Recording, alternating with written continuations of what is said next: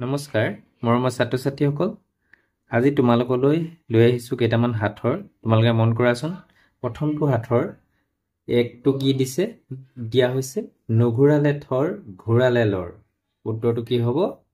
সাইকেলৰ pedal পা যদি আমি নঘূৰাও থৰ ৰৈ থাকে আৰু যেতিয়া ঘূৰাও তেতিয়াহে লৰে তেতিয়াহে যায় হয়নে উত্তৰটো এই কাৰণে সাইকেলৰ পেডেল দুইটো কি আছে বাহ নহয় মানুহ খায় পক্ষী নহয় উৰি যায় উত্তৰটো কি হ'ব বাহ নহয় মানুহ খায় কিন্তু বাহ নহয় বুলি কৈছে কিন্তু মানুহ খায় পক্ষীও নহয় কিন্তু উৰিব পাৰে উত্তৰটো কি হ'ব মহ 3 নম্বৰটো কি হ'ব এখন পিঠা তিনিটা ফুটা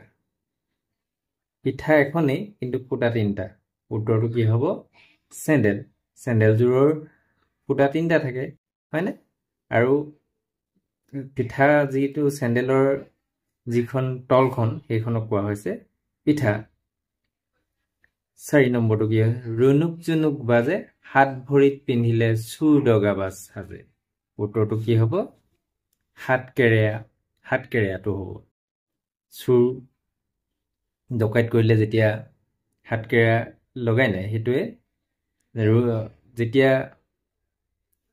হাত ভৰিত যেতিয়া পিন্ধা হয় হেতুক চুৰ দগাবাজ সাজে বুলি কৈছে আৰু তো ৰুনুক জুনুককে বাজে 5 নম্বৰটো চোৱা ৰুনুক জুনুক বাজে কিন্তু জুনুকা নহয় জাপ মাৰি মাছ খায় মাছৰ উকা নহয় ৰুনুক জুনুক বাজে কিন্তু জুনুকা নহয় কৈছে জাপ মাৰি মাছ খায় মাছৰ উকা নহয় উত্তৰটো হ'ব খেয়ালি জাল 6 নম্বৰটো হৈছে ই মোৰ লগত ভাই ই মোৰ ভাই মোৰ লগত যায় ই মোৰ ভাই মোৰ লগত যায় উত্তৰটো কি হ'ব সা 7 নম্বৰটো ৰজা ঘৰৰ গাই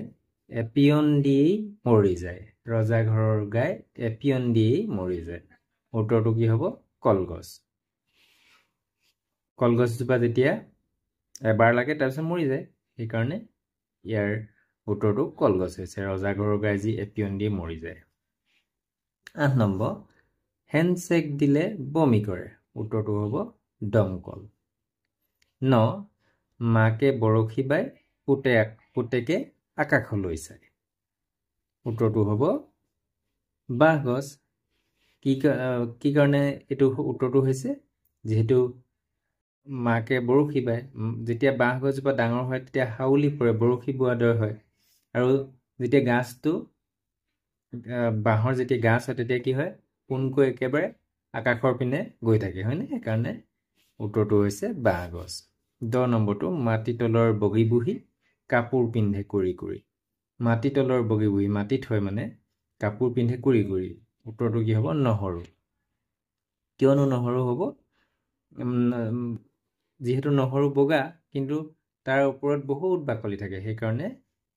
ইয়াৰ ই হাথৰটো উত্তৰটো কি হৈছে নহৰু হৈছে